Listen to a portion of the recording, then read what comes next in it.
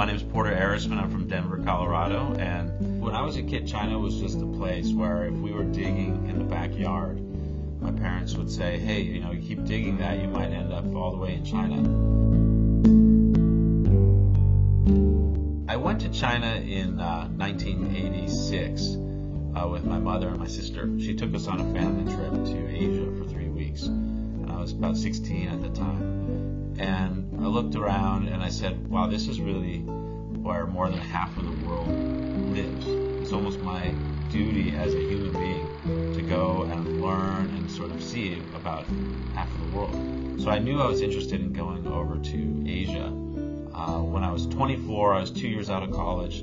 I said, I'm going to take 1 year, go to China, and learn Mandarin, just to fulfill that responsibility of seeing how such a big, important country exists. And I ended up getting really hooked on China.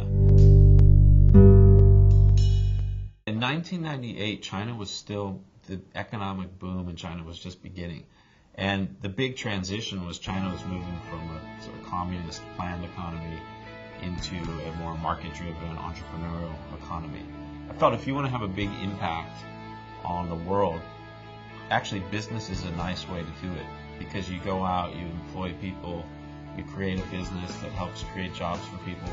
So a friend who I knew from the internet industry, when he told me that there's an English teacher with 17 of his friends starting a global internet company from his apartment, to me it sounded like this is just too big a dream to pass up. So I went to Shanghai, I went to meet with him. It was actually, I traveled to an Alibaba customer event, and they were building this community of entrepreneurs that would buy and sell things online. He came in, and in a group of 10 people following him in, and everyone seemed really cheery, like they were having fun. It almost felt more like going to a rock band or something, where there was different people in the band and the people following, and everyone seemed to be having a good time.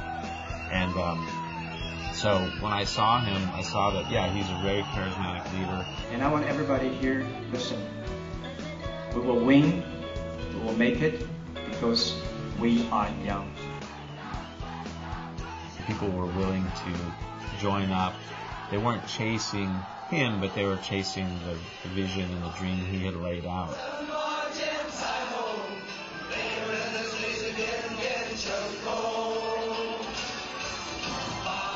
The dream of entrepreneurship, of building something, that's a universal dream. So that's found in China, it's found in the US, it's found in really every country in the world. There are people who share that. Alibaba, in a lot of ways, has a lot in common with other big internet companies that started. If you look at Yahoo, Google, Facebook, even Apple, they all start with really passionate team of founders with a dream that everyone thinks is crazy because it's so big, but they really stick to that dream. And so I thought, wow, this is a team.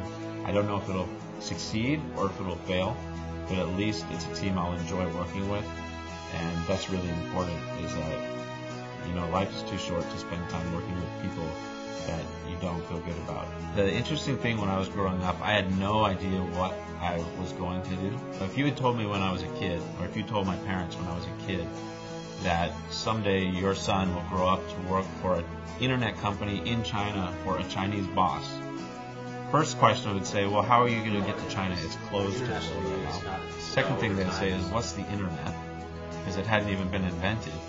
And so I think in life it's important you don't always have to know exactly what you're going to do, you just have to know what you enjoy, and then you follow those passions, and it will lead you to the sort of natural fit for you, rather than trying to follow someone else's dream.